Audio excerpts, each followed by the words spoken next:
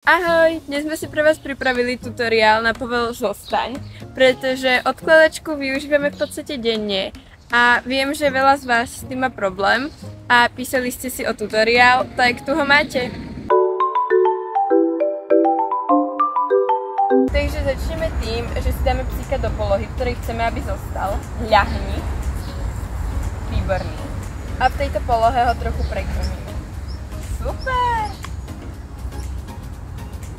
Nezabúdame psíka chváliť, kým v polohe zostáva. A ak psík nemá problém v polohe zostať, kým sa nehýbeme, tak budeme zvyšovať kritéria. Do začiatku stačí napríklad malý pohyb rukou.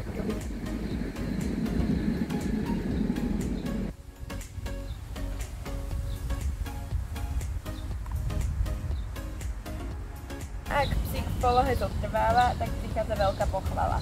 Super! Výborný!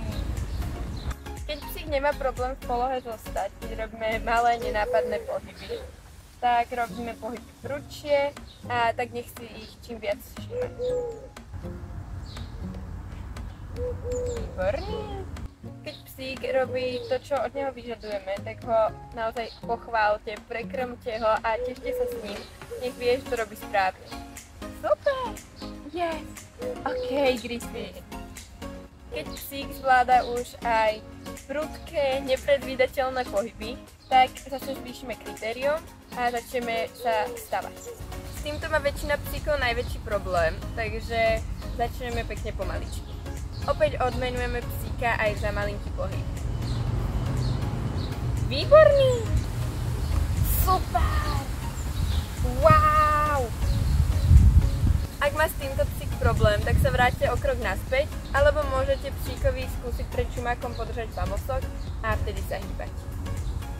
Výborný! Toto opakujeme, až kým sa nám nepodarí úplne sa postaviť.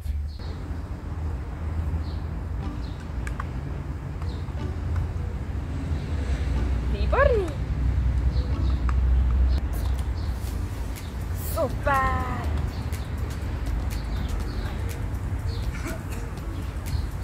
Ak sa psík postaví, je to pre nás znamenie, že sme postupovali príliš rýchlo. Vrátime ho naspäť do pozície a pomaly to zopakujeme znova. A teraz pridáme aj nejaké kroky. Kroky robíme v rôznych smeroch a do začiatku kľudne aj na mieste.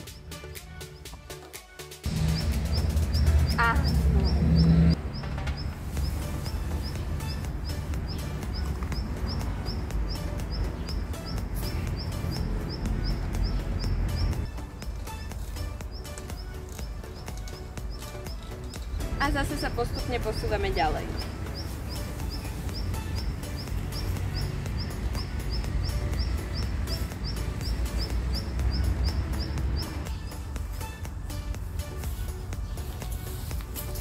Ak psík zvláda už aj toto, tak to posunieme na najvyšší level. Začneme okolo psíka skákať, tlieskať.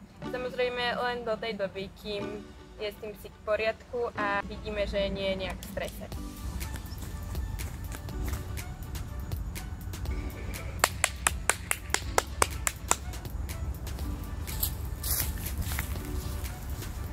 Čím viac situácií natrénujete, tým lepšie odloženie bude psík mať. Trénujte na rôznych miestach a postupne sa napríklad z izby dostanete do nákupného centra. Tiež myslíte na to, že dobu odloženia treba predĺžovať postupne. To je pre toto video všetko, snad sme vám pomohli. Môžete nám zase do komentárov písať, na aké triky by ste chceli tutoriál. Pri tréningu môžete na storičkách označovať náš Instagram a my vás prezdielame. Tak vidíme sa niekedy na budúce. Zatiaľ ahoj!